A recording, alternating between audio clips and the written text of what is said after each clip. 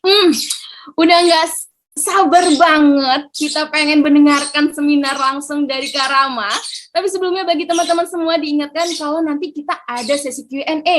Jadi bagi teman-teman yang pengen penasaran, boleh nanti dipersilakan untuk bertanya. Baik, tanpa berlama-lama kita sambut. Ini dia, ada Kak Rama. Selamat pagi, Kakak. Pagi. Sebelumnya mau tes dulu dong, suara saya kedengeran nggak ya? Kedengeran, Kak. Kedengeran Oke, tes yang kedua. Ini berhubung saya tunanetra, jadi mohon maaf kalau pencahayaan dan penampilannya mungkin mukanya kepotong sebelah gitu. Tapi udah pas ya? Udah, Kak. Mantap. Oke. Terima kasih. Salam hormat saya untuk Bapak Ibu dosen dan juga rekan-rekan dari Birama. Dan juga mahasiswa yang keren banget tentunya, walaupun saya nggak bisa lihat, tapi saya percaya bahwa semangatnya, motivasinya untuk belajar hari ini pasti keren banget. Oke, topiknya ini keren banget, yaitu love myself.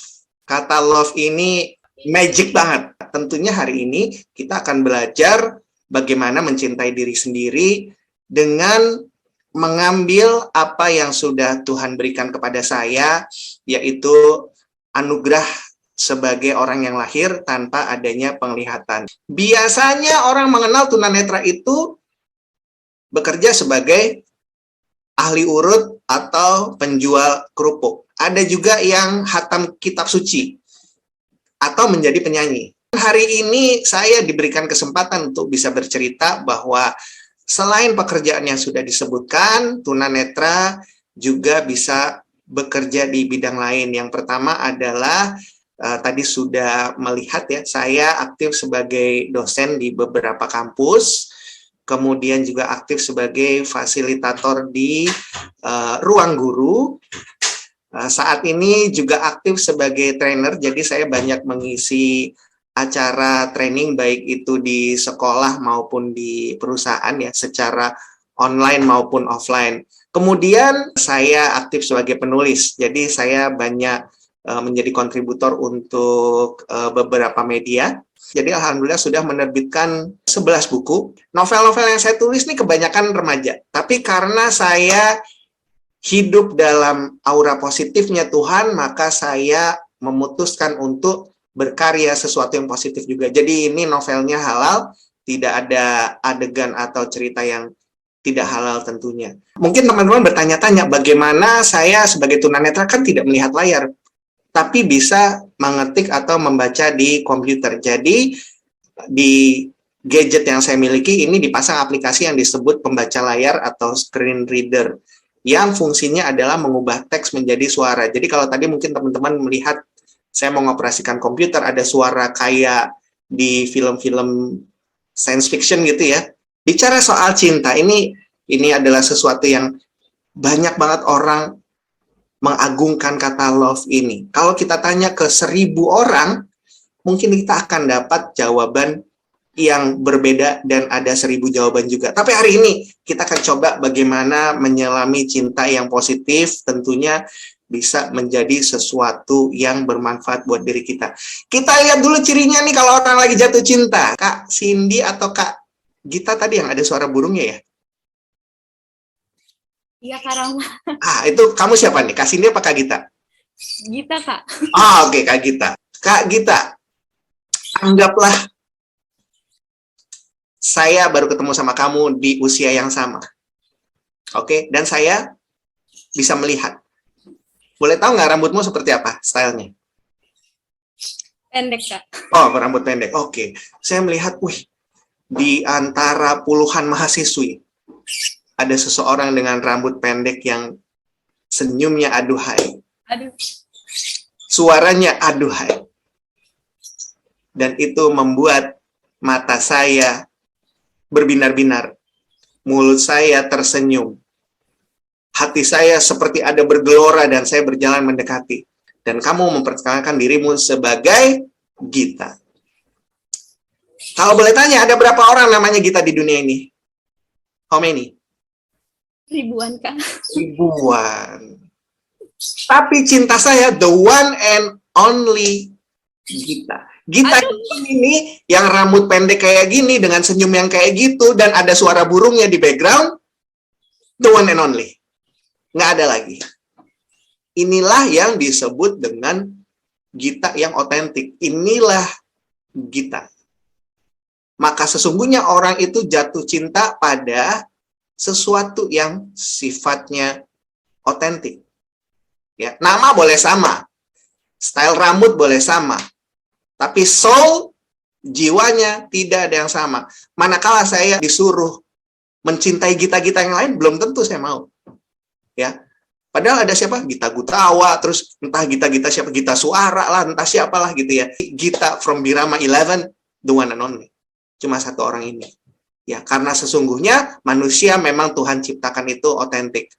Oke, ini ciri pertama orang jatuh cinta. Jadi orang tuh jatuh cinta sama sesuatu yang spesifik. Otentik Tuhan ciptakan. Nah, sama halnya dengan diri saya. Ini Tuhan ciptakan dalam kondisi yang kebetulan tunanetra, tidak bisa melihat. Oh, orang banyak yang bilang gini, Kak, berarti karena hidupnya menderita. Ada kekurangan. Ada keterbatasan. Mungkin sering baca artikel atau postingan kalau membahas orang yang berkebutuhan khusus atau penyandang disabilitas akan dimulai dengan walaupun memiliki kekurangan. Jadi kekurangannya mulu nih dibahas. Ya kan? Kekurangannya terus yang dilihat. Pertanyaannya adalah, apakah saya sebagai orang buta, maka buta ini adalah sebuah kekurangan? Let's see. Kalau teman-teman melihat dari sudut pandang seperti ini, oke, orang buta tidak bisa melihat isi dunia, nonton TV, berkendara motor atau mobil. Ada buku di tangan saya, kayak gini, walaupun saya tempelkan mata saya begini, tetap aja nggak bisa baca. Maka ini akan menjadi sebuah kekurangan. Tapi bagaimana kalau kita lihat sudut pandangnya kayak gini? Jadi orang buta itu, kebetulan saya seorang muslim, dalam Islam itu disampaikan bahwa orang yang buta mungkin bisa disesuaikan dengan ajaran yang teman-teman anut. Dikatakan bahwa orang buta ini secara otomatis dia bebas dari dosa mata. Jadi dia tidak dihitung lagi dosanya. Yang kedua, yang bahagia ini istri saya. Istri saya tidak khawatir manakala saya zoom kayak gini, padahal isinya mahasiswa yang cakep-cakep. Ibu dosen, alhamdulillah, ayu. Atau kalau saya jalan ke pasar, saya jalan ke mall, saya tidak akan lirik-lirik. Kenapa? Ya karena memang tidak bisa melihat. Jadi saya tidak akan tergoda oleh kecantikannya Cindy, kecantikannya Gita, ada Mbak Ajeng. Sesungguhnya, gimana dong Kak? Gitu. Tadi kan kita udah ngomongin ya, orang tuh jatuh cinta sama sosok yang otentik. Gitu. Artinya adalah bagi saya, kebutaan yang saya sandang ini adalah ciri khas. Jadi inilah ciri khas saya sebagai Eko Ramaditya Adhikara. Ciri khasnya apa? Oh, dia buta. Ini ciri khas nih. Kak, itu kan kekurangan. Tadi kita udah buktikan. Bisa jadi kekurangan, bisa jadi kelebihan, tergantung bagaimana kita. Tapi saya pribadi, saya menyikapi kebutaan yang Tuhan berikan ini sebagai ciri khas. Kak, saya orangnya pendiam. Ini kekurangan atau bukan? Depends on you. Mau diapain nih? Kalau ternyata menjadi seorang pendiam, kemudian bisa membawa kita untuk tidak bergunjing, nggak ngerumpi gitu ya, ngomongin orang, maka ini akan menjadi sebuah kelebihan. Ketika kita bawakan diri kita menjadi seorang pendiam, kemudian banyak bekerja, maka ini menjadi sebuah kelebihan. Tapi kalau diamnya kita kemudian menjadi malas bertanya, menjawab, ya ini tentu akan menjadi sebuah kekurangan. Atau mungkin ada yang iri dengan teman kita, ih dia kayaknya jago ya jadi MC itu, Kak Cindy, Kak Gita, kayaknya kalau ngomong lancar aja gitu. Apakah itu akan menjadi sebuah kelebihan? Depends on her. Yang hari ini adalah kelebihan, bagus banget ya, karena bisa nge-MC, keren banget lah pokoknya. Tapi ketika kita bawa untuk tertawa, terbahak-bahak, kita bawa untuk ngomongin orang lain yang buruk, maka ini akan menjadi sebuah kekurangan. So remember, setelah otentik, kita biasanya jatuh cinta karena orang punya ciri khas. Gita ya Gita yang itu gitu loh, ada ciri khasnya gitu. Rama yang seperti ini. Pernah galau atau enggak? Ya kan, karena nggak bisa ngelihat nih kan. Ini sering ditanyain soalnya ke saya. Dalam hidup Kak Rama tuh ngerasa kayak yang ya ampun gitu loh, hidup tuh berat karena hidup dalam gulita kayak gitu. Pernah nggak sih, Kak? Well, tentu saja. Kenapa? Saya adalah manusia. Tapi ingat, orang yang jatuh cinta, biasanya gimana sih kalau kita naksir orang, terus teman kita bilang gini, lu jangan jadian sama dia kan bandel anaknya, kuliah bolos mulu, luntang-lantung nggak jelas. Biasanya kita bilang apa sih? Gue percaya dia orang yang baik. Gimana pun dikasih tahu, pokoknya baik aja di mata kita. Maka begitulah ketika kita mencintai diri kita. Artinya adalah bahwa apapun yang sudah Tuhan kasih ke kita, inilah yang terbaik. Well, Karama Omdo, trust me guys, saya sudah menjadi orang buta ini 41 tahun. Dan menjadi orang buta itu nggak gampang. Mungkin ada yang tadi, siapa yang jerit-jerit, bucin-bucin gitu kan. Guys, saya nikah umur 31 tahun. Kak Cindy, ini rata-rata usianya berapa nih? 20 nih, Kak. Masih lama. Jangan bikin status di Facebook sih sekarang jarang ya main remaja. Biasanya yang saya agak geli itu kalau tulisannya apa di pekerjaan. PT, mencari cinta sejati. Ini dulu ketika Facebook itu masih populer di kalangan anak muda, biasanya anak muda bikin status yang kayak gitu. Don't worry guys. Apalagi buat teman-temanku yang masih belasan tahun, 20-an tahun, you still have a long time to go. Yang mau saya katakan adalah begini, biasanya kita percaya bahwa Tuhan sudah menyiapkan jodoh buat kita. Pertanyaannya adalah, apakah kita sudah menyiapkan jodoh itu bersanding sama kita? Jadi diri kita juga harus siapin. Untuk teman-temanku yang hari ini kebetulan ikut sesi kali ini, tadi kita sudah belajar bahwa ketika kita mencintai itu kita cinta dengan sosok yang otentik, punya ciri khas. Maka berikutnya yang harus teman-teman lakukan adalah kita menerima itu satu paket. Ada kelebihannya, ada kekurangannya. Istri saya mencintai saya, mau menjadi pasangan hidup saya, tidak hanya karena melihat sesuatu yang menyenangkan dalam diri saya, tapi juga karena adanya sesuatu yang di dalam diri saya ini kekurangan, tapi dia bisa isi kekurangan ini. Demikian juga dengan saya. So, do not worry. Kemudian, orang yang jatuh cinta, tanya Kak Gita lagi deh. Kak Gita, pernah jatuh cinta nggak sih? I want to know deh. Pernah, Kak. Pernah? Saat ini jatuh cinta nggak? Aduh. Aduh, katanya. Teman-teman, tangkap ekspresi Kak Gita ketika saya selesaikan pertanyaan itu. Dia tersenyum. Yes. Kenapa? Karena cinta itu membawa kebahagiaan. Ya, tiap hari senyum, kadang senyum sendiri, di cermin juga senyum sendiri. Kalau yang cowok-cowok lagi main basket, wah, dia seolah-olah ketika sedang dribble bola, mau slam dunk, seolah-olah diperhatiin sama ceweknya dari jauh. Gitu. Wah, digaya-gayain. Kalau yang cewek kadang senyum sendiri, ya kan, nyisir rambut yang digini-giniin, gitu kan, karena dia bahagia. Menikmati ketika bisa jatuh cinta. Maka, if you love yourself, kalian akan bahagia dengan apa yang sudah Tuhan berikan. Kak Rama, kalau tadi untuk menjawab pertanyaan, Kak, pernah galau atau enggak, Kak? Pernah, tapi kecil. Tidak setiap hari. 85/15. Yang 15% itu galaunya, sedihnya. Yang 85 itu adalah bahagianya. Karena tidak mungkin kita jatuh cinta pada seseorang kalau itu tidak membahagiakan kita. Maka ketika kita mencintai diri kita akan merasa bahagia. Nah, pertanyaannya, Kak, kalau saya masih males nih, Kak, males mau ngapa-ngapain, males, mager, belajar ke kampus juga males, mager, gimana nih, Kak? It means ada satu persyaratan jatuh cinta yang belum teman-teman miliki, satu lagi. Ketika kita jatuh cinta, tentunya teman-teman ingin ke jenjang yang lebih jauh. Tanya lagi deh Kak Gita. Kak Gita, kalau dirimu jatuh cinta sama seseorang, seseorang juga jatuh cinta padamu, mau pacaran doang atau mau ke jenjang yang selanjutnya? Mau ke jenjang serius. Ah, beneran. Guys, jangan main-main ya. Barangkali ada yang naksir sama Kak Gita sekarang.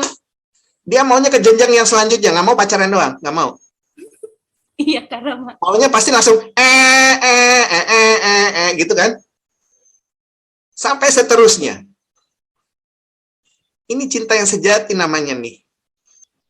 Maka apa yang diperlukan? Kalau teman-teman jatuh cinta harus punya yang namanya visi dan misi. Ini saya nggak akan jelasin lebih lanjut, tapi harus punya. So, girls, kalau ada cowok yang nembak, tanyain, lu udah punya visi misi belum? If no, tinggalin aja. Kenapa? Cinta bukan buat main-main. Maka ketika kalian mencintai diri sendiri, harus punya yang namanya visi dan misi. Saya bersyukur kepada Tuhan di saat-saat pandemi, hati saya ini gaduh, hati saya ini riuh karena apa? Biasanya isi training, bisa jalan-jalan ke sekolah-sekolah, kampus-kampus. Ketika pandemi harus stay di rumah, harus diam di rumah. Tapi karena saya punya cita-cita, saya tahu apa yang mau saya raih dalam hidup saya, selalu ada pekerjaan yang bisa saya lakukan. Saya banyak menulis. Saya banyak adakan training lewat Zoom. Ada yang berbayar, ada yang gratis. Banyak yang gratis. Karena nggak keluar modal juga, kita cukup online aja. Hari-hari saya selalu penuh dengan kegiatan yang saya senengin. Membaca, kebetulan saya senang baca novel, jadi menghabiskan waktu. Ya kalau nggak ada kerjaan, baca novel aja. Pokoknya saya tidak akan membiarkan diri saya ini diem. Nggak ngapa-ngapain. Karena apa? Saya sudah punya visi dan misi. Baik itu jangka pendek maupun jangka panjang. Maka teman-temanku yang baik hatinya, love yourself. Find something that you enjoy to do. Ya, itu yang akan membuat teman-teman bergairah nanti. Kalau teman-teman masih malas, mager, it means you do not love yourself. Atau not yet, at least. Hal-hal yang belum membuat teman-teman ini jatuh cinta sama dirinya. But I understand, ya, biasanya siapa namanya? Orang ngomong, hidup itu tidak semudah itu, Kak, gitu ya. That's true. Saya tidak bisa katakan bahwa hidup ini mudah, gampang, karena setiap orang punya style yang berbeda-beda. Tapi satu hal yang saya katakan adalah, kalau teman-teman mau menjalaninya dengan cinta, maka niscaya itu akan terasa lebih mudah. Saya sebagai orang buta, hidup ini susah. Saya ini hidup dalam keluarga yang pas-pasan aja, gitu ya. Sederhana saja. Untuk membeli sesuatu harus nabung dulu, dan lain sebagainya. Banyaklah ya pengalaman pribadi yang harus saya rasakan. Tapi satu hal, saya bisa lebih mudah ngejalanin hidup saya sebagai orang buta ini, saya hidup bersama dengan cinta saya. Ini akan lebih mudah. Kalau teman-teman mungkin pernah diomelin orang tua, atau mungkin dibully sama orang lain, ini akan terasa susah, tapi akan menjadi lebih mudah kalau teman-teman mencintai diri sendiri dengan ciri-ciri yang tadi sudah saya sampaikan. Saya mau tanya lagi sama Kak Gita. Kak Gita, kalau lagi jatuh cinta, yes, apa aja bakal dilakuin nggak? Iya, Kak. Of course, my love. Yang penting itu cincin masuk ke jari aja. Aduh. Terus jadi legal. Aduh, ya kan? Kayaknya usia lama banget ya. Kamu semester berapa, Neng? Semester 6, Kak. Semester 6, bentar lagi, ya kan? Ya, bentar lagi. Oke. Nah, pertanyaannya adalah gini. Oke, saya mau tanya sama Kak Gita. Kak Gita, ketika dirimu jatuh cinta, ketika pasanganmu bermasalah atau dirimu bermasalah, mau nyerah gitu aja nggak sih? Atau udahlah kita bubar aja, putus aja, kayak gitu? Iya nggak sih? Iya nggak? Kadang-kadang sih, Kak. Kadang-kadang. Berarti kamu belum mencintai ya pasangan kamu, gitu. Kenapa? Karena orang yang jatuh cinta itu tidak mudah menyerah. Iya. Ya, yang cowok-cowok nih, ya, yang cowok-cowok biasanya kalau minta dijemput sama pacarnya di mana sih, Plaza Semanggi gitu kan ya, biar kata pakai motor pinjeman, hujan-hujan, pasti dibelain. Kenapa? Demi untuk kekasihnya, pasangannya. Kak, jangan ngomongin pacar melulu. Oke, saya kasih contoh yang lain. Orang tua kita ini luar biasa banget dari ketika mereka melahirkan, ibu kita yang melahirkan tentunya. Ya kan, ngurusin kita, biayain sekolah, countless behavior yang kita nggak pernah tahu mereka lakukan buat kita. Kalau nggak karena cinta itu berat banget gitu loh. Tapi karena mereka cinta, mereka lakuin. Nah, begitu juga ketika kita mencintai diri kita. Kalau seandainya ada masalah, ada beban-beban yang membuat kita lebih gampang menghadapi, ya karena ada cinta itu tadi. Yang sudah Kak Rama ceritakan. Kak Rama pengalaman sebagai orang buta di dunia pendidikan ini udah banyak banget. Bikin skripsi, ya kan, kemudian tesis. Pernah Kak Rama itu, tesisnya itu tergenang banjir karena waktu itu ke kampus sedang banjir ya. Terus juga pernah mengalami di zaman Karama itu dulu pakai waktu nulis skripsi itu pakai mesin ketik, jadi belum pakai komputer. Ya, masih pakai mesin ketik. Jadi Karama ketik, waktu itu ngetik abstraksi 5 halaman, bawa ke dosen pembimbing. Ketika sampai ke dosen pembimbing dan diperiksa, dia menepuk pundak saya dan bilang, "Maaf Mas, kertasnya kosong." Jadi ternyata pita yang harusnya ada tintanya di mesin ketik saya itu nggak ada tintanya. Jadi saya mengetik di kertas kosong. Ya mau nggak mau lah diulang lagi gitu ya. Guys, ini akan jadi lebih berat kalau saya tuh tidak mencintai diri saya gitu loh. Jadi ya udahlah ya, namanya saya orang buta gitu, udah nyerah aja lah gitu ya. Itu kayak gitu. Tapi karena begitu loh. Myself is my lover, my best lover gitu loh. Saya nggak akan nyerah gitu aja buat kasih saya. Saya akan terusin nih gitu loh. Ya udah, oke, nggak apa-apa, nggak ada tintanya ya.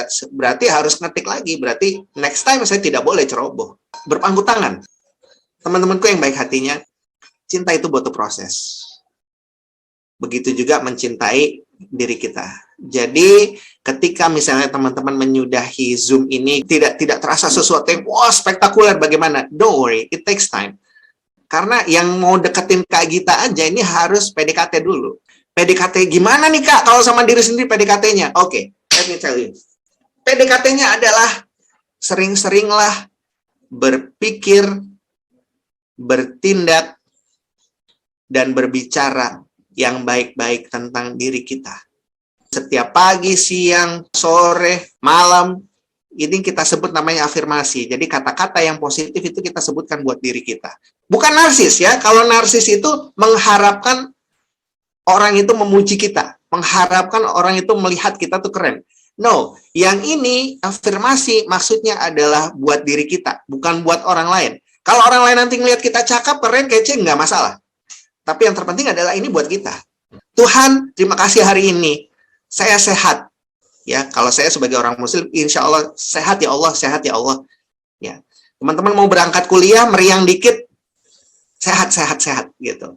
Badanku bantuin ya, biar aku sehat, bisa tetap ngerjain. Oke? Sering senyum. Yes, kalimat yang diucapkan lebih banyak kalimat yang positif. Karena ada studi di Jepang, itu ada air putih yang dibisikkan kata-kata yang baik, yang penuh cinta, itu molekulnya bagus. Sebaliknya ketika dia lebih banyak dimaki-maki, lebih banyak dicela, maka molekul airnya jadi jelek. Bahkan yang lebih amazing lagi, sebuah penelitian, saya lupa di mana ya, tapi saya baca di Facebook, salah satu teman saya posting, tidak perlu menebang pohon untuk membunuh atau mematikan pohon itu. Kalian cukup panggil warga sekampung, caci maki aja itu pohon selama seminggu. Akibatnya pohon itu akan membusuk. It depends on our behavior. Tergantung juga sama kita. Bagaimana kita berpikir, bertindak, dan bersikap. Maka mulai hari ini PDKT sama diri kita. Silakan, mungkin ada teman-teman yang ingin bertanya, saya persilakan. Mbak MC, kakak-kakak MC, Bapak Ibu dosen, silakan jika ada yang mau bertanya. Insya Allah jika saya mampu menjawab, insya Allah saya jawab. Oke, baik. Terima kasih banyak nih Kak Rama atas pemaparannya. Asli keren banget ya Kak Gita untuk pemaparan sesi pertama hari ini. Oke, aku mau sampein dikit nih review dari pemaparan Kak Rama. Jadi Kak Rama tadi mengatakan jika kita mencintai diri kita sendiri, maka kita akan mensyukuri apapun pemberian dari Tuhan. Terus Kak Rama juga menyampaikan nih, cara menumbuhkan rasa cinta itu terhadap diri sendiri bisa dengan memberikan kalimat-kalimat atau kata-kata baik nih untuk diri sendiri. Karena selain mencintai orang atau mencintai diri sendiri, juga itu harus melewati yang namanya proses. Terus yang terakhir tadi benar-benar sangat menarik nih Kak Gita. Yang dikatakan di dalam video tersebut, apa yang Anda rasakan, apa yang Anda pikirkan, itu yang akan tertarik ke dalam diri Anda. Nah, untuk teman-teman semua, kita buka kesempatan untuk sesi Q&A. Bagi yang mau bertanya, mungkin boleh nih langsung raise hand, atau juga boleh menuliskan di kolom chat.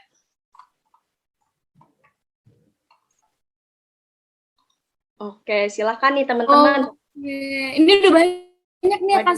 Wow, oke. Ya. Bener banget nih Kak. Mungkin langsung dikasih kesempatan. Yang pertama nih Kak, ke siapa dulu nih Kak? Oke, aku coba dari wedding party nih. Ada siapa di sana? Halo. Halo Kak. Oke, boleh kenalan diri dulu, namanya siapa? Oke, nama aku Hezefani Mailanda Manik, biasa dipanggil Heze. Langsung aja ya Kak ke pertanyaannya Kak. Ya. Ya. Silakan. Oke Kak. Aku mau nanya, Kak gimana sih ngejalanin proses untuk percaya diri gitu gimana? Kan bisa nih dari kan kayak contohnya nih kita tuh udah percaya diri, tapi pas itu kita udah percaya diri tuh mungkin kita ada di satu titik kita merasa kayak kok gue gini banget gitu kan, kok gini sih yang Tuhan kasih ke gue kan gitu kan. Nah itu gimana cara buat mengatasi itu sama cara ngejalanin proses buat love yourself itu kayak gimana? Itu aja sih Kak, terima kasih. Oke, terima kasih. Langsung jawab dulu ya. Terima kasih Kak Heze. Oke, soal percaya diri ini sering banget ditanyain. Saya coba jawab semampunya dan berdasarkan pengalaman. Oke, biasanya percaya diri ini berhubungan dengan sesuatu yang kita andalkan atau sesuatu yang kita miliki. Jadi kita lihat dulu ini penyebabnya kenapa percaya diri ini bisa hilang. Ya kan? Yang pertama, secara internal, ada juga yang secara eksternal. Kalau yang internal tadi Mbak Hezi udah cerita, kok gue gini banget ya, kok gini-gini aja, sementara teman-teman gue udah gini gitu, tapi kok gue gini aja gitu. Ada juga yang secara eksternal ya, kita bisa lihat ada pembulian barangkali ya, atau misalnya saya nih sebagai penulis gitu kan, saya ngerasa tulisan saya udah cakep nih gitu loh. Tapi ketika dibaca, apa nih tulisan sampah nih yang nggak layak baca kayak gitu ya, itu memang bisa menurunkan yang disebut dengan percaya diri. Nah, sebenarnya ada banyak jawaban atau banyak tips yang bisa diambil ya. Kalau berdoa kepada Tuhan, ini sih udah pasti. Tapi secara kemanusiaan, langkah-langkah yang bisa dilakukan, ini yang pertama adalah mengupgrade diri kita dari self-confidence ya, ini menjadi orang yang high esteem ya, jadi orang yang punya value atau yang memberikan value terhadap dirinya. Jadi kalau percaya diri ini biasanya saya akan ambil contoh, mohon maaf ya, misalnya kita punya berat badan yang melebihi orang lain, ya kan? Nah ini biasanya akan membuat kita kurang pede gitu ya. Karena apa? Kita memberikan penilaian atau memberikan ukuran kepada si berat badan kita ini, gitu ya. Jadi kalau ini nih, kita jadinya nggak pede nih gitu ya. Tapi manakala kita tidak memberikan ukuran atau pembanding lagi kepada ukuran tersebut, ini akan mempermudah kita untuk lebih percaya diri. Karena apa? Mungkin teman-teman pernah lihat ya, ada teman kita di kampus, dia nggak terlalu cakep, bahkan mungkin dia nggak banget lah tampangnya gitu ya. Tapi kok orang demen gitu loh main sama dia gitu loh, ngobrol sama dia tuh enak gitu, terus yang deketin juga banyak. Karena pada dasarnya manusia itu emang sih pada merhatiin fisik, tapi pada dasarnya kesana-sana tuh mereka akan lebih memperhatikan soal behavior, lebih memperhatikan soal apa yang klop di jiwanya gitu ya. Jadi buat teman-temanku yang mungkin kurang pede karena fisik, itu kita jangan berikan value atau pembanding ke situ gitu ya. Jadi kita value-nya tuh lebih kepada soal bagaimana kita bersosialisasi dengan masyarakat. Contohnya adalah ketika saya buta ini ya kayak gini ya, yang membuat saya tidak terlalu terbebani adalah karena saya nggak ngukur-ngukur gitu loh. Oh karena buta nih nggak pede gitu. Enggak, saya nggak ngukur. Ya udah, emang ini ciri khas saya kayak gini gitu ya. Nah kalau yang berhubungan dengan pencapaian, ya kan, Saran saya adalah teman-teman jangan pernah membiarkan diri teman-teman itu sendirian. Misalnya teman-teman atau misalnya Heze ini seorang penulis nggak percaya diri cuma karena gara-gara satu kali nih orang nggak mau nggak ngasih apresiasi buat tulisannya. Banyaklah gabung ke grup kepenulisan atau yang sesuai dengan profesi kita. Kalau ada orang yang jelek-jelekin, misalnya tulisan kita dijelek-jelekin, tanya jeleknya di mana, terus harusnya gimana, gitu ya. Karena itulah namanya seorang pendidik, ya kan. Apalagi teman-teman nanti menjadi guru, ya. Ketika anak nanya, Bu, saya salahnya di mana? Kasih tahu salahnya. Terus bagaimana memperbaiki, ya. Kalau di jejaring sosial ini banyaknya orang emang ya ngebully doang, tapi mereka tidak kasih solusi. Harusnya seperti apa, ya. Pokoknya jangan, kalau ngerasa nggak pede ya, lagi kurang pede tuh jangan sendirian deh, gitu. Karena ntar pikiran bakal kemana-mana tuh, gitu lah. Main aja dulu, banyak main sama teman-teman, gitu kan, yang canda-canda, ya kan, yang makan-makan, gitu loh. Jadi supaya moodnya tuh naik, baru nanti kita hadapi apa yang membuat kita nggak pede, gitu ya. Kemudian yang terakhir, untuk mengatasi yang namanya tidak percaya diri itu wajar ya, wajar. Bahkan saya pernah ngalamin gitu ya.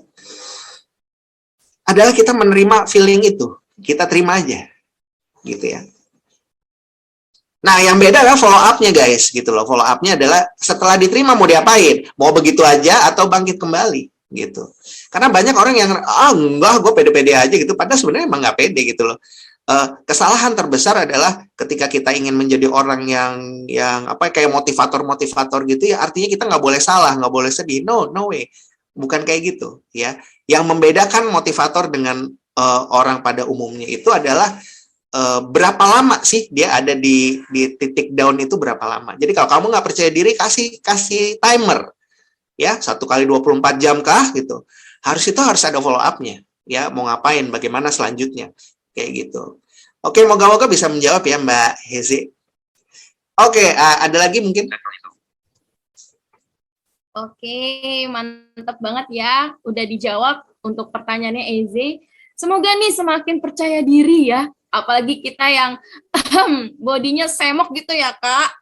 Jadi makin hot gitu karena ceritanya. Itu hot, badannya gede tapi dia terkenal. Bener Kak Rama. Oke, Kak Rama ini selanjutnya ada pertanyaan dari Valentine Party. Boleh? Oke. Mik siapa namanya? Halo Kak, nama aku Christina Trenta Devani Noron, panggilannya Fani. Oke, jadi kali ini aku mau sharing dulu, baru abis itu aku tanya. Jadi aku kan masih mahasiswa semester 2 ya. Di awal-awal masuk kuliah kan ada yang namanya acara dari FPB, dari fakultas gitu.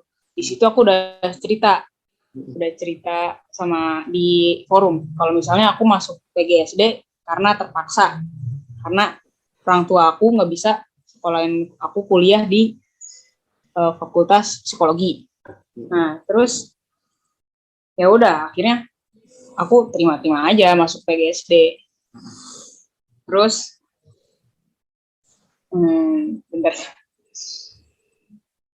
Ya habis itu selama di PGSD tuh sebenarnya aku pas di awal-awal kuliah itu lagi apa ya bahasanya bukan turn on lah, pokoknya lagi tinggi lah, pokoknya lagi semangatnya. Nah, seiring berjalannya waktu banyak problem-problem nih yang aku hadepin lah. Nah, akhirnya pas aku lagi kuliah, ada masa-masa di mana kan karena problem yang aku hadapin, aku moodnya jadi nggak bagus gitu. Nah, terus pas moodnya nggak bagus, kerjaan kuliah aku, pokoknya tugas-tugas kuliah itu banyak yang terbengkalai, Kak. Jadi, pokoknya ya salah aku juga karena aku orangnya agak sering nunda-nunda pekerjaan. Ya kayak gitu-gitulah. Terus nah di semester 2 ini terjadi lagi kayak gitu Kak, kayak mudian lagi. Kalau udah mudian pasti si tugas kuliah ini bisa ikut terbengkalai. Ya. Nah, terus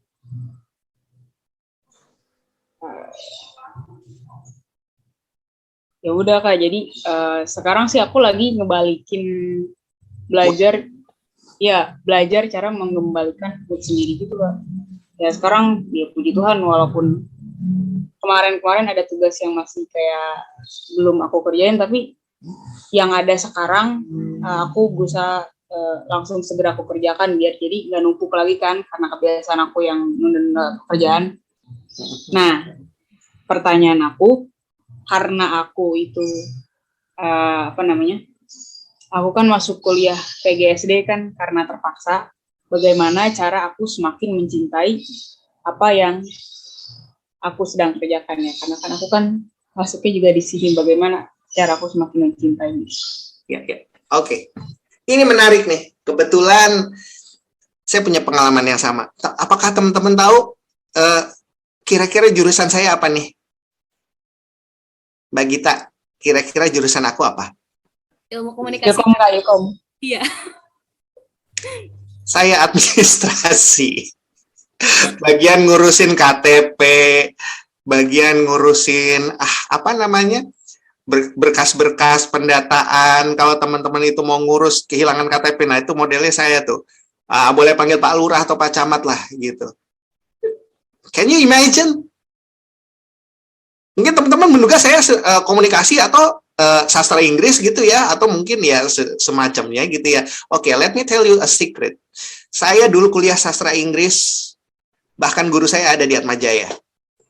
Sampai final, skripsi saya tidak diakui karena menurut dosen pembimbing, bukan dosen pembimbing, penguji, tidak sesuai dengan faedah sastra.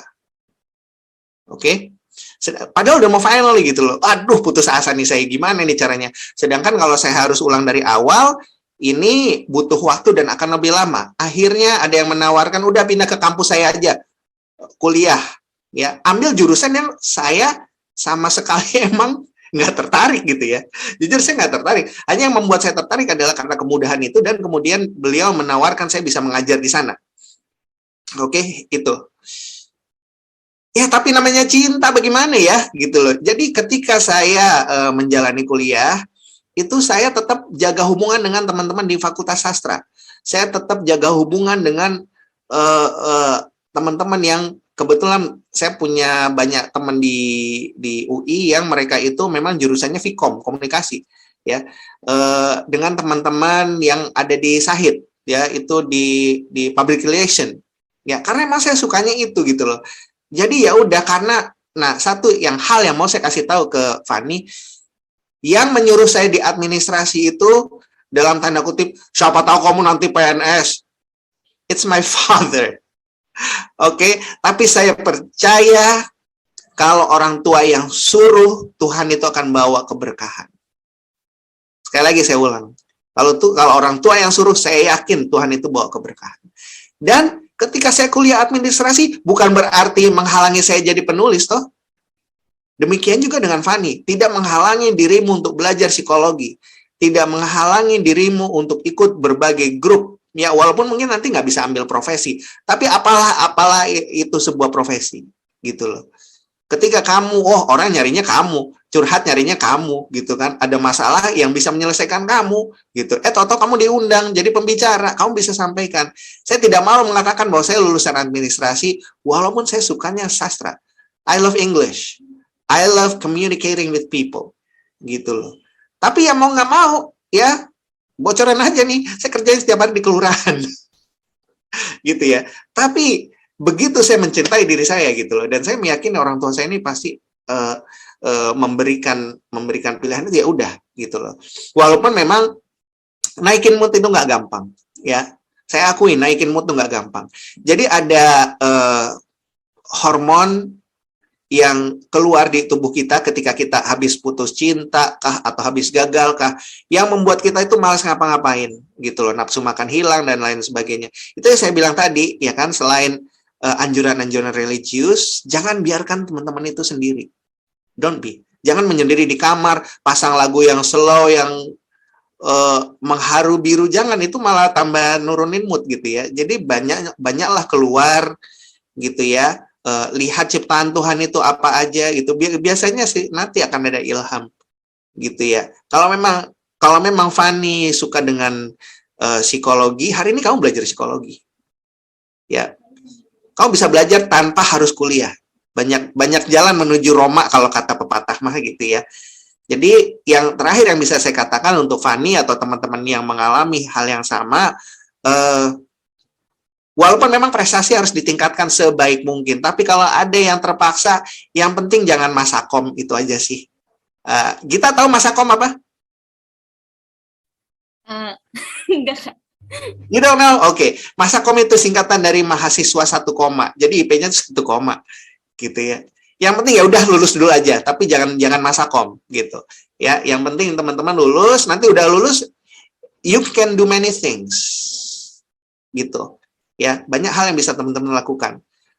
Seperti teman-teman tahu, my primary job is berurusan dengan KTP dan lain sebagainya. Tapi puji Tuhan, saya bisa diterima di ruang guru, bisa diterima mengajar sebagai dosen, ya. Kemudian bisa nulis buku juga gitu loh. Karena ya itu dia namanya cinta gitu ya. Ada aja gitu loh caranya. Wong kalau kita aja kalau cinta banget ada aja caranya, entah keluar dari rumah nyelonong-nyelonong atau gimana deh, pokoknya ketemu aja dulu gitu ya. Moga-moga bisa menjawab ya, Fani ya. Ada lagi berapa orang lagi boleh? Oke, terima kasih Kak Rama untuk jawabannya. Wah, Fani, sepertinya latar belakang kita sama ya, tapi buktinya aku bisa sampai semester 6, berarti kamu harus bisa. Semangat! Banyak loh mahasiswa terpaksa, don't worry.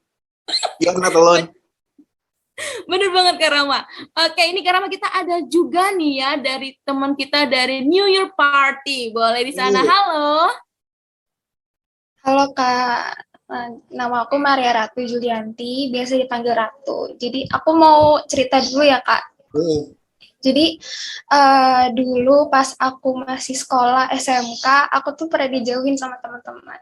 Aku tuh nggak tahu tuh maksudnya kayak mereka ngejauhinnya karena apa tuh aku nggak tahu.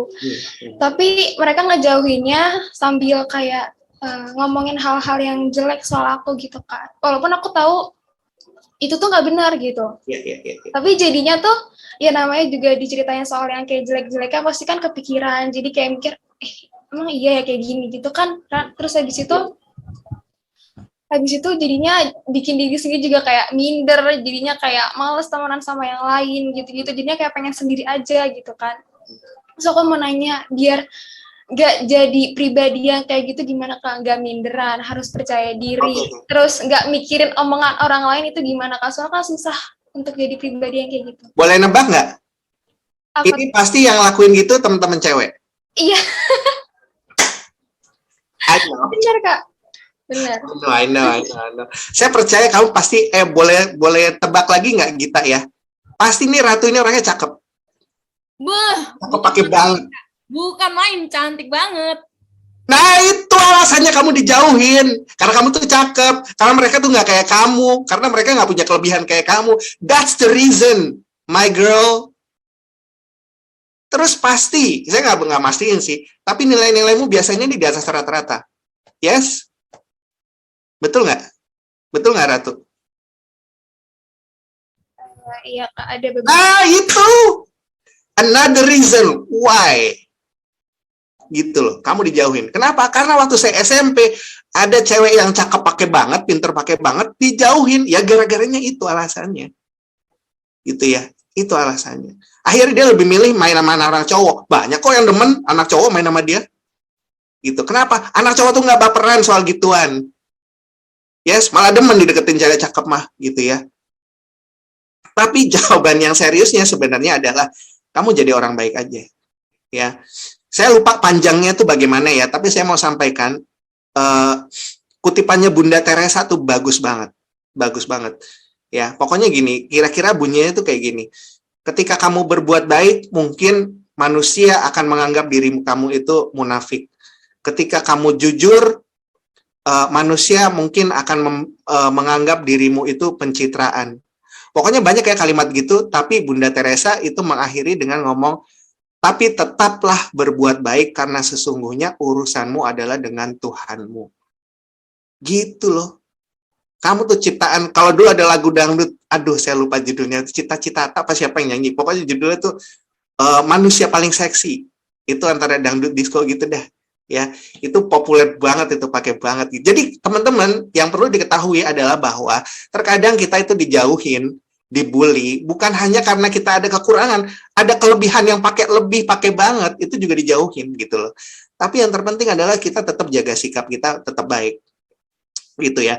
Kalau di sinetron mulai ada hal yang membahayakan gitu ya, dikerjain apa dijegal gitu atau bagaimana gitu, buru-buru carilah teman lawan jenis gitu. Kalau ini terjadi pada cowok, carilah teman main tuh cewek gitu. Sebaliknya juga gitu ya, mungkin seperti Ratu, banyaklah main dengan teman-teman yang lain, atau dari lingkungan itu nggak usah terlalu deket lah gitu ya.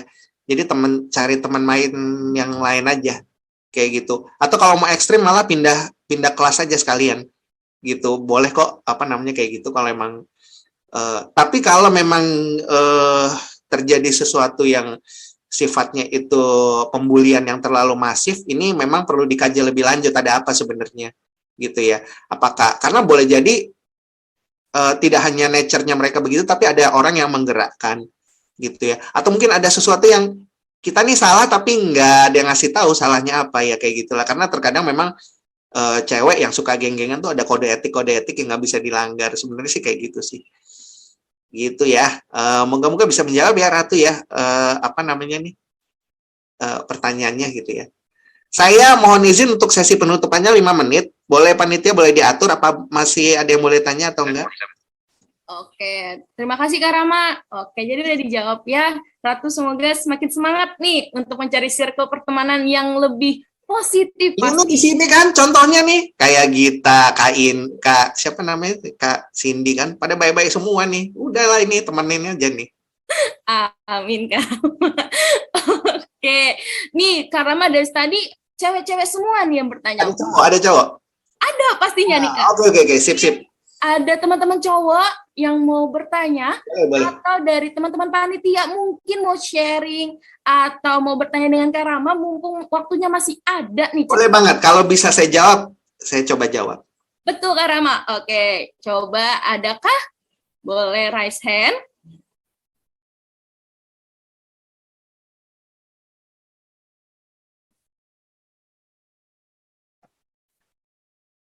Belum? Kak Gita boleh loh Kak, kalau mau nanya.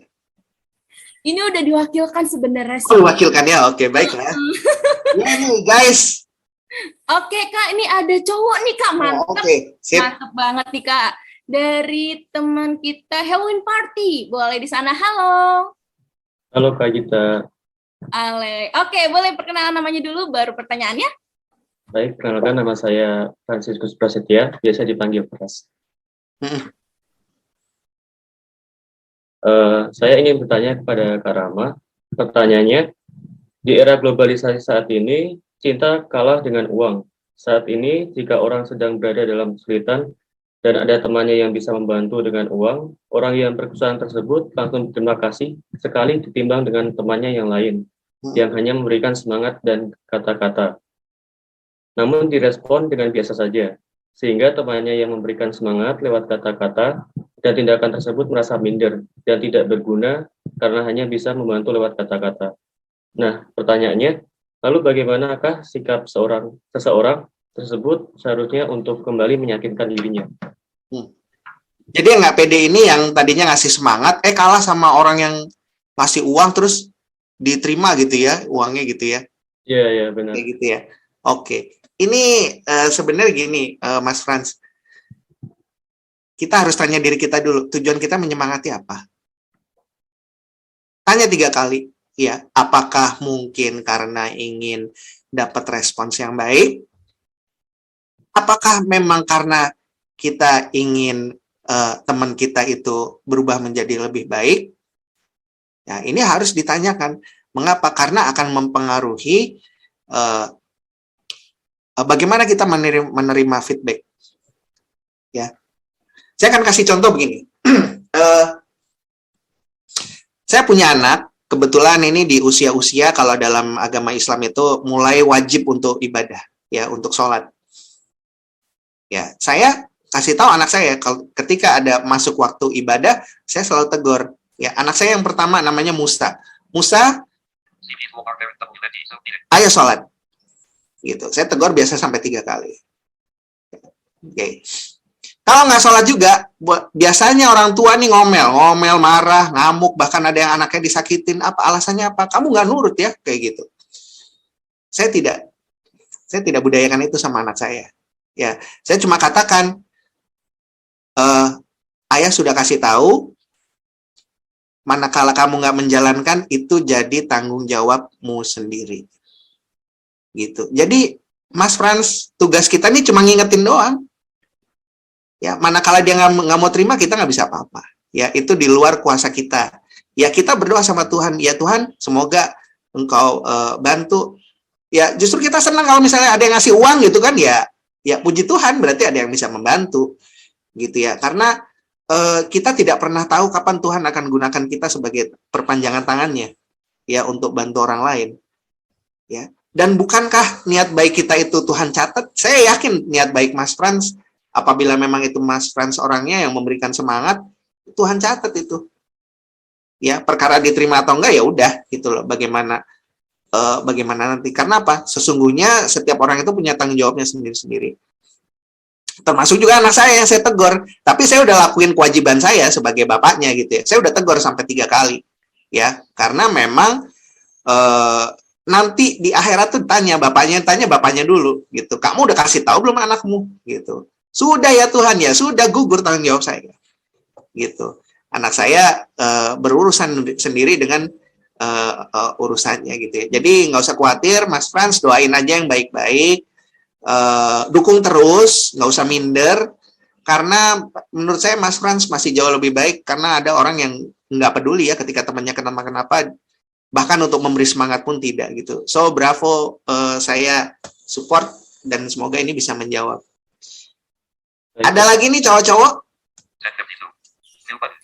Oke, terima kasih Kak Rama. Mantap ya, udah dijawab ya Fran ya. Semoga semangat terus gitu ya. Oke, Kak Rama ini ada lagi Kak. Dari kakak cowok tim panitia kebetulan ketua nih Kak. Mantap. Oke, boleh Kak Ansor silakan pertanyaannya. Oke, cek suaranya kedengeran ya? Kedengeran Kak. Oke, baik. Ini sebenarnya bukan dari sisi pertanyaan ya Kak, tapi lebih ke sharing dan juga membutuhkan tanggapan apakah mungkin benar atau sejalan gitu ya. Nanti mungkin saya sedikit cerita, kalau mohon izin sedikit flashback ketika waktu SMA sebelum saya kuliah. Nah, jadi ceritanya dulu saya semasa waktu SMA itu sebenarnya bukan salah satu siswa yang pintar, cuman mungkin sedikit adalah berkemampuan. Nah, jadi waktu itu direkomendasikanlah oleh beberapa guru masuk ke jurusan IPA. Nah, pertama hal itu saya tolak karena saya masih fokus ke dalam jurusan IPS, di mana minat saya memang lebih ke mata pelajaran ekonomi. Kemudian saya berjalannya waktu hingga kelas 12. Nah, kemudian ditanya lagi kan, pengen kuliahnya itu jurusan apa sebenarnya. Nah, karena tekad saya dari awal sudah ingin di ekonomi, entah akuntan atau mungkin. Nah, hal itu yang saya sampaikan juga kepada guru-guru. Dan pada akhirnya, hingga tibalah di mana saya waktu itu mendaftar sebagai calon mahasiswa baru di salah satu kampus di tempat saya berasal, yaitu di Kalimantan Timur, khususnya Samarinda. Nah, singkat cerita, saya ditolak. Kemudian berangsur kurang lebih 2 tahun, tidak lulus tes pada saat itu, jadi frustasi. Kemudian di 2000, itu ceritanya 2017 ya. Terus di 2018 ditawarin mau kuliah apa enggak, saya tolak lagi. Kemudian ditawarin lagi di 2019, waktu itu masih saya tolak. Kemudian tiba-tiba pada waktu itu entah kenapa ada di salah satu dinding Facebook, khususnya di grup alumni SMA yang saya maksud tadi, itu memosting. Jadi berisikan pengumuman bahwa ada salah satu beasiswa Ikatan Dinas Pemerintah Daerah yang mencari nih mahasiswa-mahasiswa yang ingin melanjutkan studinya. Tapi dalam tanda kutip itu diarahkan jurusannya. Nah, jurusan tersebut adalah PGSD dan juga BK. Nah, kemudian itu kuotanya masing-masing 10. Nah, ini sebenarnya kurang lebih sama, ada sifat sedikit keterpaksaan ya, teman-teman dan juga Kak Rama. Ada keterpaksaan di mana saya harus memaksa diri atau mendorong diri untuk masuk ke PGSD. Tapi hingga saat ini, jika saya merefleksikan, kemudian saya menyadari sebenarnya hal-hal yang kita jalanin itu atau pengalaman-pengalaman kita itu sebenarnya sebuah titik dari Tuhan atau Yang Maha Kuasa. Dan itu nanti ujung-ujungnya menjadi sebuah garis jika kita bisa menemukan koneksinya. Contoh, kalau saya lihat lagi jauh ke belakang pada waktu saya masih SD, saya pernah mendengar salah satu almarhum guru atau Pak Guru saya, dia bilang, nanti kalian akan merasakan bagaimana susahnya menjadi seorang pendidik yang mendidik seorang anak yang susah diatur atau nakal. Nah, beliau pada saat itu juga menegur kami, sekawanan lelaki yang waktu itu suka ribut. Nah, kemudian berangkat lagi sampai ke yang mengantarkan saya hingga ke saat ini, berangkat ya dari Kalimantan Timur kemudian ke Jakarta atau Tangerang untuk berkuliah di PGSD. Makin ke sini saya menyadari bahwa di jurusan PGSD atau di Fakultas Pendidikan Bahasa itu bukan suatu kesalahan atau bukan suatu yang keterpaksaan. Itu memang sudah takdir, teman-teman, dan itu sebuah anugerah. Percayalah. Nanti kalian akan coba deh tarik dulu ke belakang, lihat pengalamannya bagaimana. Pasti nanti kalian, oh ternyata ini yang Tuhan takdirkan bahwasanya untuk diriku. Itu adalah yang terbaik sebenarnya. Menjadi seorang pendidik juga sebenarnya luas, lahan untuk pekerjaannya luas. Tidak hanya menjadi guru, kalian bisa menjadi kepala dinas, bisa menjadi seorang motivator, atau private les. Untuk kesempatan berkembang di dunia digital ini sebenarnya sangat luas. Saya mohon izin juga mention kepada Kak Rama terkait ruang guru. Nah, ruang guru juga salah satu startup di bidang pendidikan ya. Dan itu juga basisnya udah internasional. Jadi jangan malu atau jangan merasa terpaksa. Sebenarnya kalau kita terus berpikir positif, mengkonsumsi hal-hal positif, menjauhkan diri dari orang negatif, kemudian membangun habits atau kebiasaan yang baik, dan itu akan menyadarkan kita bahwasanya semua yang terjadi itu adalah anugerah dan juga takdir Tuhan yang terbaik untuk kita. Begitu kira-kira. Kak Rama, bisa disimpulkan apakah itu memang benar kira-kira, Kak? Sejauh menurut pengalaman Kak Rama juga.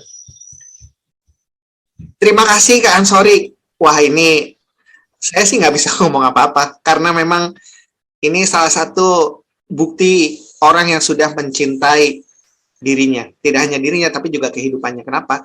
Karena Kak Ansori bisa mengambil hikmah dari berbagai kejadian. Karena ini nggak mudah gitu ya. Tidak mudah. Ya, mengambil nilai positif setelah kita berangkat dari hal yang kita sebelumnya nih pandang ini nih negatif gitu. Karena apa? Kita semakin tua akan semakin belajar, ya akan semakin banyak pengalaman yang kita lewati, ya. Pasti tiap orang nggak sama. Beban kemauan dan kesanggupan dari Kak Ansori dengan Mbak Fani tadi ya misalnya itu pasti berbeda. Tapi satu hal yang sama adalah bahwa tiap orang bisa mengambil hikmah sebenarnya ya. Jadi bisa mengambil pelajaran dari apa yang dijalani gitu ya. Jangan sampai kita coba dulu gue begini ya, coba gue dulu begitu ya. Karena apa? Nggak akan mengubah keadaan. Sama halnya dengan kita memilih dua jalan ketika sedang terjadi macet ya. Ketika kita belok ke kiri ya kan, ternyata lebih macet. Kita belum coba tadi belok ke kanan. Nggak ada gunanya, nggak akan merubah apa-apa gitu ya. Jadi yang terpenting adalah bahwa yang ada kita sekarang ini jalanin aja dulu. Kalau memang ada teman-teman merasa terpaksa kuliah ini, yang penting selesai dulu. You will never know what will happen. gitu ya. Teman-teman tidak akan pernah tahu kayak apa jadinya. Karena apa? Saya ini orang kelurahan, gitu loh. Tapi nggak nyangka bisa dikasih kehormatan untuk bisa training. Salah satunya seperti ini, gitu loh. Ini kamu mau cari orang kelurahan mana buat training kayak gini, gitu loh. Apa namanya? Ya paling dapatnya bapak-bapak berjenggot atau ya, semacamnya lah, gitu ya. Tapi ini jujur sebuah kehormatan buat saya, dan ini hal yang mungkin tidak akan saya peroleh manakala saya isinya itu cuma komplain, oh coba dulu gini ya, coba dulu sastranya jebol nih, coba dulu bisa ngambil S2 sastra nih, bisa kuliah di Atmajaya nih, misalnya kayak gitu ya. Tapi saya percaya bahwa segala hal itu ada hikmahnya, termasuk kebutaan yang saya sadar. Itu ya kan, sorry.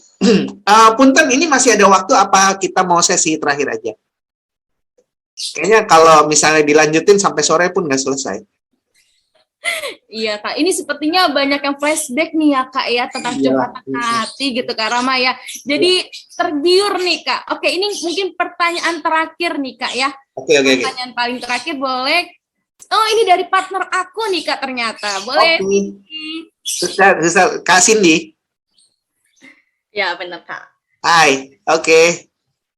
Izin bertanya ya, Kak. Ini Boleh. pertanyaan dari temen nih, Kak. Ada yang baru chat sama aku, tapi nggak mau di-spill nih, Kak, dari Oh, siapa. oke. Understand. Aku bacain ya, Kak.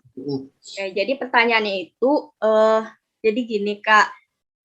Kebetulan orangnya ini tuh orangnya perasa banget. Bisa dibilang kalau dekat sama orang itu, terus kalau sikap orang mulai beda sama dia tuh langsung nganggep dirinya tuh punya salah besar gitu. Oh iya. Contohnya kayak misal nih tiba-tiba orang di sekitarnya tuh ramah ke orang lain, tapi cuek ke dia. Jadi dia tuh langsung ngerasa kayak yang salah itu dia, makanya orang bisa cuek ke dia gitu, Kak. Nah, kira-kira menurut Kakak gimana sih, Kak, nanggepin hal tersebut? Soalnya kayak ngebuat diri sendiri tuh ngerasa nggak pantas nih, Kak, buat deket sama siapa aja. Iya. Kasih. Oke, terima kasih. Oke. Ya, ini berhubungan erat dengan watak seseorang. Ya, jadi hal pertama yang harus kita lakukan adalah kita menerima. Jadi ini memang udah bawaannya kita. Ibarat kita nih handphone, emang speknya nih begini. Ya, ini hal yang pertama. Kita harus menerima. Yang kedua adalah bahwa apakah ini akan menjadi sebuah kekurangan atau kelebihan? Tergantung bagaimana kita menyikapi. Kalau menjadi kekurangan, ya contohnya kayak tadi. Jadi kita ngelihat misalnya ada teman berubah sedikit aja sikapnya sama kita. Terus kita nih jadi ngerasa, kok dia gini ya gitu. Aku kenapa ya kayak gitu ya. Kemudian ya gitu, jadi mikir sendiri. Padahal mungkin lingkungan nggak apa-apa gitu. Kebetulan aja memang dia lagi berubah sikapnya, dan memang namanya orang begitu, silih berganti. Orang biasanya baru akan stabil itu ya sudah usia-usia kepala 2 ya, kepala 2, kepala 3 itu baru mulai stabil. Nah, hal yang bisa dilakukan untuk menjadikan ini sebuah kelebihan, ini bagus sebenarnya sifat kayak gini. Maksudnya bagaimana? Kita jadi peka sama perasaan orang gitu. Oh, ini orang begini nih, begitu nih gitu ya. Kita jadi tahu nih orang bersikap seperti apa. Tapi hal yang terpenting adalah kita bikin skala prioritas. Jadi kita bikin list. Mana yang harus dipikirin, mana yang nanti aja. Gitu. Ya. Selama dia nggak nyakar-nyakar kita, nggak gebukin kita, ya udahlah, nggak apa-apa gitu kan ya sebenarnya gitu loh. Selama dialog masih oke-oke aja, nggak apa-apa. Nah, makanya yang pertama itu tadi ya, bikin skala prioritas, mana yang dipikirin dulu. Gitu. Karena kita nggak mungkin bisa pikirin semua. Gitu ya. Jadi ini karakternya biasanya kalau dari 4 watak yang sanguinis, koleris, ini masuknya yang melankolis, karena apa-apa dipikirin sih memang gitu ya. Kalau teman-teman dari ras melankolis memang demikian gitu ya. Kebalikannya seperti saya gitu, apa-apa nggak dipikirin, tapi terkadang bikin salah kita nggak nyadar, terus aja gitu loh bikin salah gitu ya. Nah, kemudian yang kedua adalah banyak berdiskusi dengan teman-teman, banyak ngobrol. Karena biasanya salah paham terjadi, kita nyangka-nyangka sendiri karena kita sendiri nggak ngomong, nggak nanya, nggak konfirmasi kayak gitu. Jadi banyak-banyaklah untuk berdialog, dan hal yang kayak gini bagus, komunikasikan seperti ini bagus gitu. Gue kok ngerasa gini ya gitu ya. Atau malah kalau perlu tembak orangnya sekalian, ngomong, oh sorry ya gue mau ngomong nih, gue kok ngerasa begini ya gitu loh, maksudnya apa gue ada salah sama lo gitu, ngomong aja gitu loh. Kalau memang dia teman yang baik sama kita, dia pasti jelasin gitu loh. Boleh jadi emang nggak ada apa-apa gitu loh. Enggak, gue nggak ada apa-apa kok gitu loh. Itu malah bagus. Jadi terkadang tuh ya pikiran tuh kita kemana-mana gitu ya. Mungkin ada teman kita yang baik juga, tapi kita berbuat salah. Lo sih deketin cowok gue gitu kan, barangkali ya gitu, ada cinta segitiga or something gitu. Dia tuh kan gue naksir sama dia. Oh iya, lo nggak ngomong. Nah kan terjadi komunikasi. Ini kuncinya komunikasi, guys. Gitu ya. Jadi tanya aja dulu gitu ya. Nggak berat kok untuk bertanya gitu. Tanyain aja. Kalau kita ngerasa nggak enak, tanyain aja. Gitu. Ini tidak terbatas hanya untuk orang yang ceplas-ceplos, tapi orang yang pendiam juga bisa tanya. Punten, kalau boleh tahu, aku ada nggak sih salah sama kamu gitu? Nggak apa-apa kok nanya kayak gitu. Saya rasa ya gitu. Tanyain aja. Toh udah pada gede-gede juga gitu kan. Ngambek-ngambekan kan waktu SMA, SMP gitu loh. Namanya udah kuliah gitu, sudah beda lah levelnya gitu. Jadi tanyain aja. Kalau emang kesel, tanyain gitu kan. Oke gitu. Ini semoga bisa menjawab. Dan satu hal yang mau saya sampaikan sebelum sesi yang terakhir, kalau ini kan kita acaranya formal ya gitu. Saya sangat membuka diri apabila memang nanti teman-teman mau Zoom di luar acara ini atau mau bikin kegiatan. Saya support banget, apalagi ini kan calon-calon guru ya gitu. Senang banget kalau nanti bisa berdialog secara langsung atau kita bisa bikin acara yang luring, ketemu secara offline, itu senang banget gitu ya. Gitu ya kira-kira Kak Cindy dan Kak Gita ya. Oke, terima kasih banyak nih Kak Rama. Semoga tadi yang nanya anonim ke Kak Cindy terjawab gitu ya Kak ya. Ya. Baik Kak, pertanyaan kita tutup. Selanjutnya kita akan lihat ya video yang tadi Kak Rama sudah siapkan pada kita semua. Boleh Kak Rama? Oke. Videonya nih luar biasa karena teman-teman harus menyaksikannya dengan tutup mata. Gitu ya. Jadi untuk sesi yang terakhir ini saya minta teman-teman tutup mata. Nanti setelah tutup mata yang teman-teman dengar adalah suara saya. Teman-teman bisa ikuti sharing saya dengan mendengarkan dan merespon dalam hati. Siap ya? Saya hitung. 1, 2, 3. Oke, teman-teman. Saya minta untuk tutup mata karena memang sharing ini cuma bisa saya bagikan dengan tutup mata.